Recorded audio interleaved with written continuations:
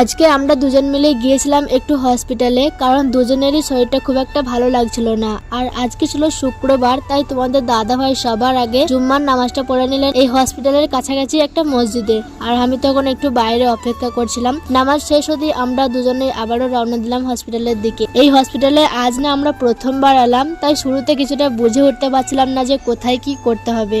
ভিতরে গিয়ে প্রথমে আমরা টিকিট কেটে ডাক্তারের কাছে দেখালাম। ডাক্তার পরীক্ষা করে বললেন দুজনেরই জ্বর ঠান্ডা হয়েছে। আগে ভিডিওতে তোমাদেরকে বলেছিলাম যে গলায় প্রচণ্ড ব্যথা ছিল, কারণ রাত্রিবেলায় প্রচণ্ড কাশি হচ্ছিল, তো সেই কারণেই ব্যথা হচ্ছিল। তো সেটাই এখন ঠান্ডার সঙ্গে মিশে জ্বরের রূপ নিয়েছে। যাই হোক, ডাক্তার দেখিয়ে আমরা দুজনেই ওষুধ নিয়ে নিলাম।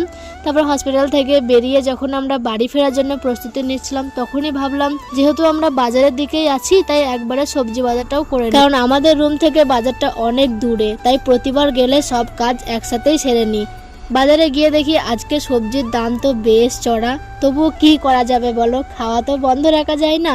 তাই দরকারি টুকটাক সবজি, কিছু মশলা এইসবই কেনার ছিল, তো সেইগুলো কিনে নিলাম।